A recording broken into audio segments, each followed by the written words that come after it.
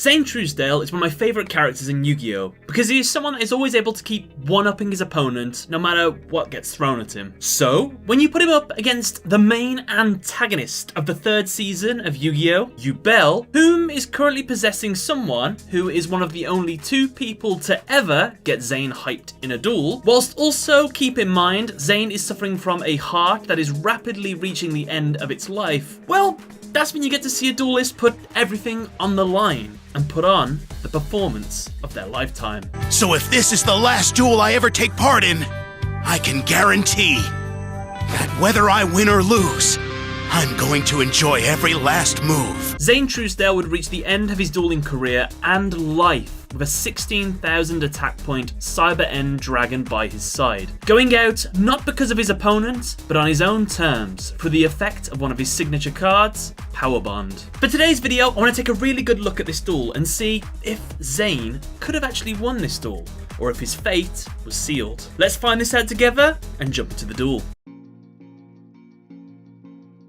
The duel begins and Jesse goes first. His opening hand consists of Advanced Dark, Advanced Crystal Beast, Amethyst Cat, M-Force, Gem Burst, Amber Crystal Circle, and Rainbow Path. Jesse starts by playing his Advanced Dark field spell. That's effect makes it so that whenever he would take battle damage, he can send one Crystal Beast from his deck to the grave to make the damage 0. And also, if Rainbow Dragon attacks, the attack target's effects are negated. Jesse ends his turn by summoning Advanced Crystal Beast, Amethyst Cat to the field and setting the quick play spell M-Force face down. It's Zane's turn and he draws. His opening hand consists of 3 copies of Cyber Dragon, Defusion, Cybernetic Hidden Technology, and Attack Reflector Unit. Zane starts by special summoning one of his Cyber Dragons, since Jesse has a monster and he doesn't. Zane thinks to himself that the weakness to the Crystal Beasts is their low attack, so most likely Advanced Dark is a card that would make up for that flaw, and thinks, well, someone without a future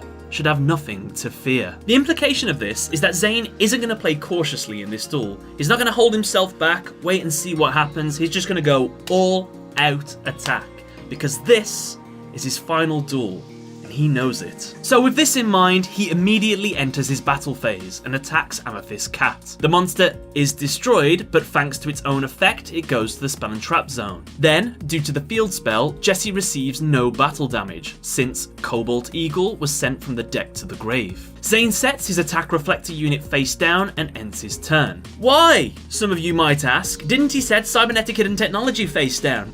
Well, because I don't know, I have no idea why I didn't set it face down. In fact, it's the first big misplay of the duel and something that may have cost him the duel. But we'll get to that a little bit later. It's Jesse's turn and he draws Sapphire Pegasus. He summons it to the field and uses its effect to place Ruby Carbuncle straight from his deck into the spell and trap zone. Then, thanks to Carbuncle's anime effect, whenever Carbuncle is in the spell and trap zone, once per turn, it can special summon itself to the field. Jesse does this, which causes Carbuncle's second effect to kick in, which lets it special summon all the crystal beasts in the spell and trap zone when it's special summoned. So, Amethyst Cat returns to the field. Jesse then activates his face down spell, M-Force, which increases the attack of Sapphire Pegasus by 500, making it stronger than Zane's Cyber Dragon. And not only that, but it also makes Sapphire Pegasus capable of inflicting piercing battle damage until the end of the turn. Jesse orders Pegasus to attack, but Zane plays his face down Attack Reflector Unit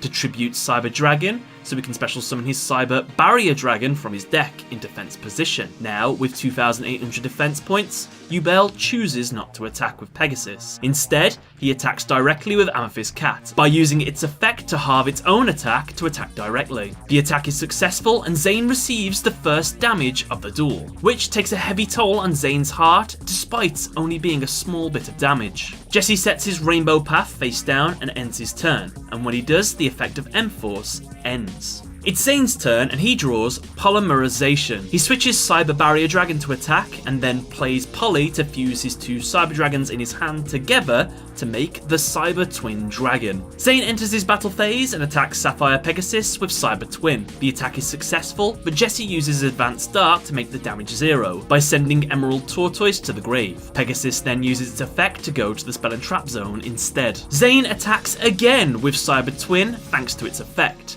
this time choosing Amethyst Cat. The attack succeeds again, and again Jesse uses Advanced Dark to nullify the damage, this time at the cost of Amber Mammoth. And of course, Amethyst Cat becomes a continuous spell. Finally, Zane attacks Ruby Carbuncle with his Cyber Barrier Dragon. The attack works, but once again, Jesse uses Advanced Dark to mitigate the damage, this time at the cost of the last Crystal Beast in his deck, Topaz Tiger. And, like the other crystals, Carbuncle goes to the Spell and Trap Zone. Even after this impressive display, Zane isn't done. He plays his quick play spell, Defusion, to summon back the 2 Cyber Dragons that were used for Cyber Twin. With 2 more attacks available, the first Cyber Dragon attacks directly, dealing 2,100 damage. Then, as the second Cyber Dragon attacks for seemingly game, it is revealed that Jesse played his trap, Rainbow Path, which allowed him to send 1 random Crystal Beast in his Spell and Trap Zone to the grave to negate the attack and also add Rainbow Dark Dragon from his deck to his hand. Ruby Carbuncle is the Crystal Beast chosen,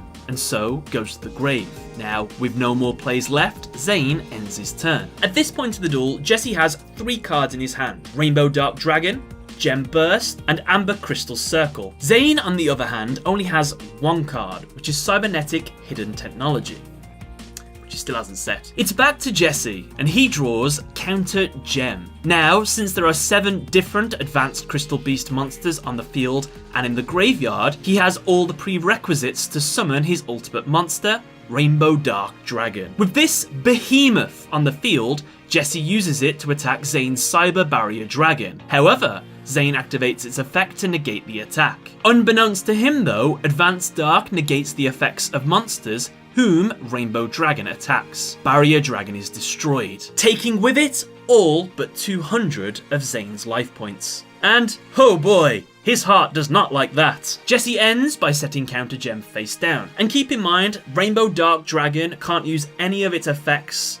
the first turn it's summoned, so that's why he didn't boost its attack and try and go for game then. So yeah, just to let you all know, it couldn't use its effects on the turn it was summoned. Anyway, it's back to Zane, and he draws Photon Generator Unit. He activates it at the cost of his 2 Cyber Dragons on the field. Doing so allows him to summon Cyber Laser Dragon from his deck. Zane uses its effect to destroy Rainbow Dark Dragon. However, Jesse uses Rainbow Dragon's ability to keep itself alive by sending Amethyst Cat in the Spell and Trap Zone to the grave. Zane finishes his turn by finally setting Cybernetic Hidden Technology face down. It's Jesse's turn, and he draws Rainbow Life. He goes straight into his battle phase and uses Rainbow Dark Dragon to attack Cyber Laser Dragon. However, Zane activates Cybernetic Hidden Technology and tributes Cyber Laser Dragon to destroy Rainbow Dark Dragon and end the battle phase. Of course, Jesse uses Rainbow Dark's effect to keep itself alive, this time sending Sapphire Pegasus. Jesse then sets Rainbow Life and ends his turn. Now this is something that I brought up at the start of the duel, but Cybernetic Hidden Technology.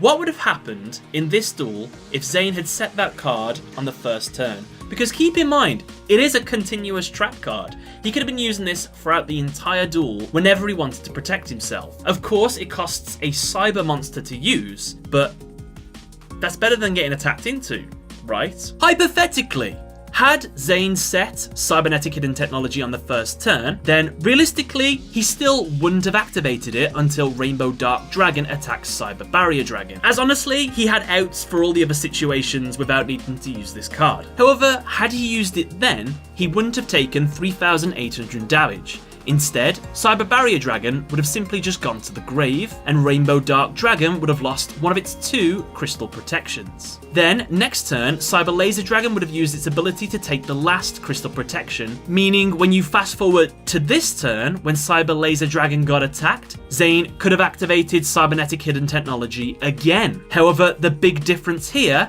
is that Rainbow Dark Dragon would be out of crystals for its protection, so it would have been destroyed. And if you say, knowing this, Jesse wouldn't have attacked, well, he would have had to, because if he doesn't destroy Cyber Laser Dragon, next turn, Cyber Laser Dragon will use its ability to destroy it. So he has to attack into it for itself to be destroyed and to get rid of Cyber Laser. So this seems better, right? Zane made a misplay at the start.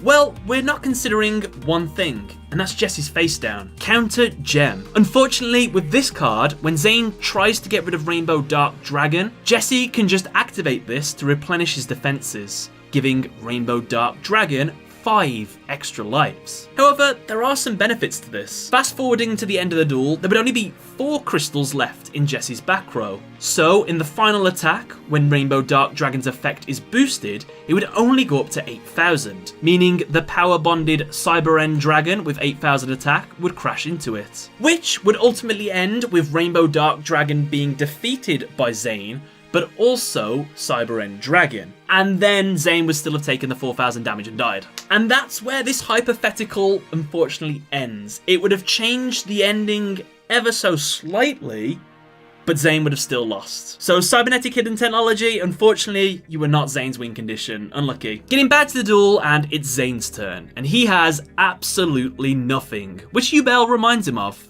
No monsters, no spells or traps, no defense. Even your hand is empty. Anyway, he Destiny draws and gets Cyber Valley, which he summons to the field.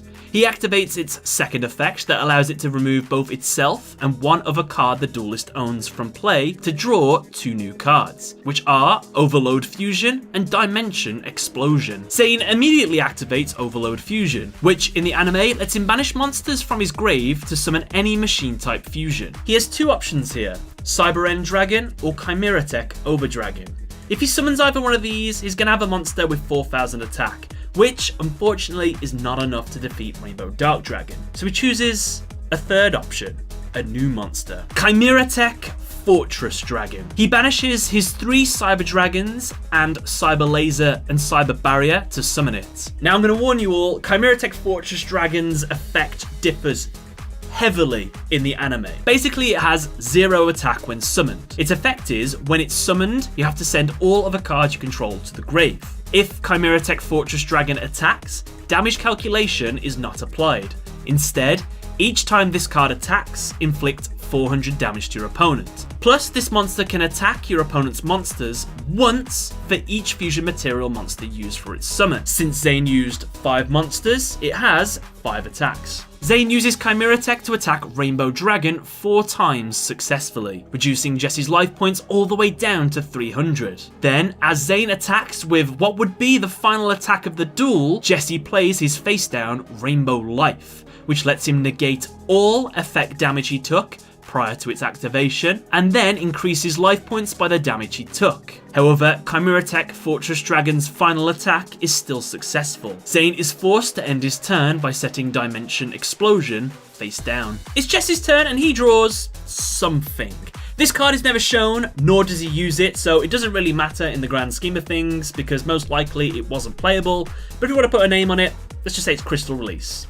Why not? Jesse chooses to go straight into his battle phase. He attacks Fortress Dragon, attempting to go for game. However, Zane plays Dimension Explosion that lets him return Chimera Tech back into the extra deck in order for both players to summon as many of their removed from play monsters back to the field. Zane resummons his Cyber Valley and his 3 Cyber Dragons. Unfortunately, Laser and Barrier can't be summoned due to their summoning restrictions. And since Jesse had no banished monsters, he is unable to summon anything. Which, if we're getting technical, in the real world, you wouldn't be able to make this play. Since Jesse had no targets for the effect of this card, Zane couldn't technically use it. Jesse would have to have had at least 1 card. However, it's the anime, we'll let it slide. A replay occurs and Rainbow Dragon attempts to attack, but Cyber Valley removes itself from play to activate its first effect, to end the battle phase and allow Zane to draw 1 card. The card drawn is Cybernetic Zone. We'll talk about that card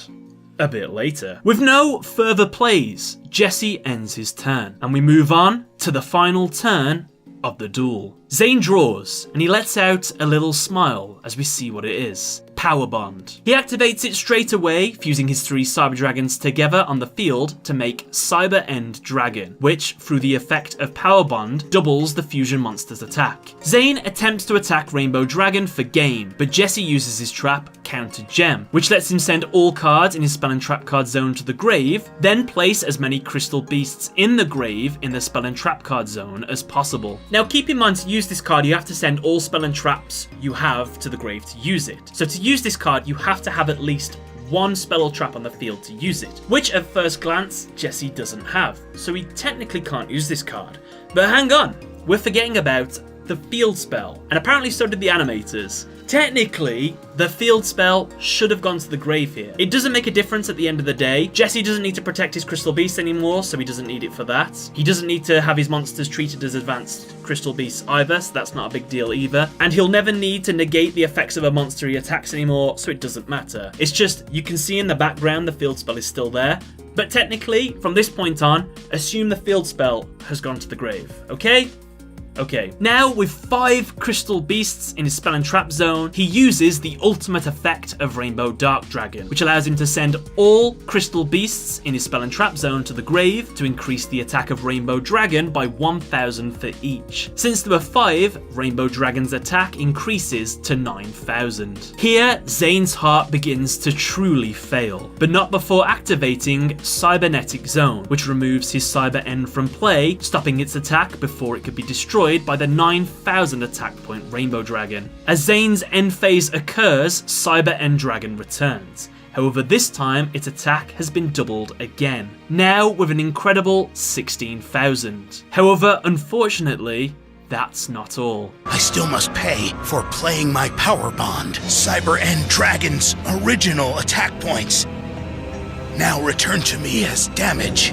And it's a lot more than this old heart of mine can handle. The final effect of Power Bond kicks in, inflicting 4,000 damage to Zane and ending the duel with his defeat by his own hands. Rest in peace, Zane. You gave one hell of a duel and you're an inspiration to us all. To try harder, to shine in battle.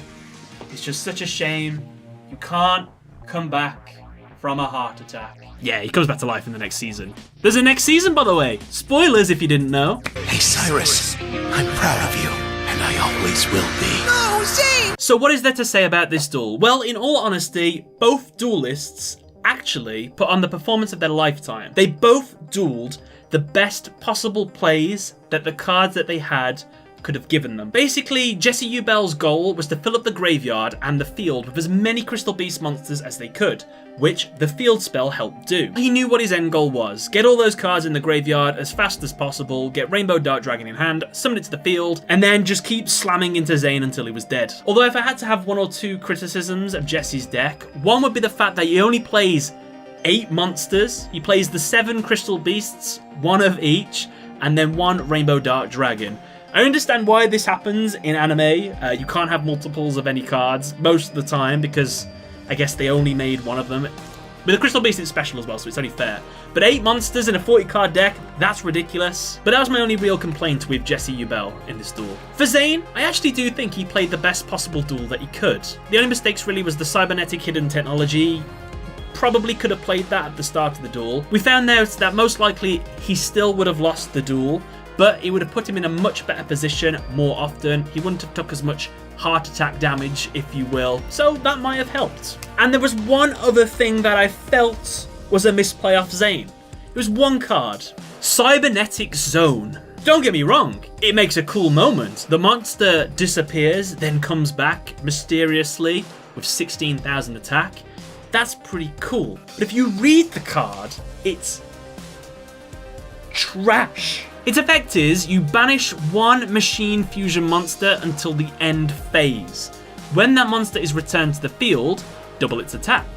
Then, during your next standby phase, destroy it. The only way this card is good is for a 1-turn defensive move. You have your Cyber End Dragon on the field, your opponent activates Magic Cylinder, Mirror Force, I don't care what, you get rid of your monster, then the turn ends, and then during your opponent's turn, you have an 8,000 attack point monster that keeps you alive that turn. However, the big problem is, as soon as that turn ends, it's destroyed during your standby phase. What this also means is it's absolutely useless to use on your opponent's turn. Your opponent activates Regeki, you get rid of your monster with this card, it comes back during the end phase, literally 2 seconds later during the standby phase, it blows up, unless you have some really crazy way of keeping it alive. But then I'm guessing you're going to say, well, just don't use it during your opponent's turn. Well, then this card is useless half of the time. It's just not good. It just should not have been in Zane's deck. Oh, and on top of that, I hate to have to do this, but Cyber End Dragon wouldn't come back with 16,000 attack points, unfortunately. But you see, when it has the 8,000 attack with Power Bond, it gets taken off the field, it loses that extra 4,000. So it'll come back with 4,000 and then get doubled again to 8,000. This is what reality looks like. I know it's boring, it's not very fun, but unfortunately, that is what really would happen. So the point I'm getting at is this card should have been something else. Like, imagine instead that Zane drew limiter removal instead. Well, that would have done the exact same thing, except, you know, won Zane the duel. But that's just a hypothetical. Limiter removal was probably in Zane's deck, he just didn't get it. And at the end of the day, Jesse Yubel was the definitive winner of this duel, as the card Zane was given ultimately ended in his defeat. And that's okay, because the point of this duel was never really to win. It was for Zane to shine one final time before his ultimate end, and to show Jaden it's not all about winning. Plus, cool points, Yubel was physically shaken after the duel.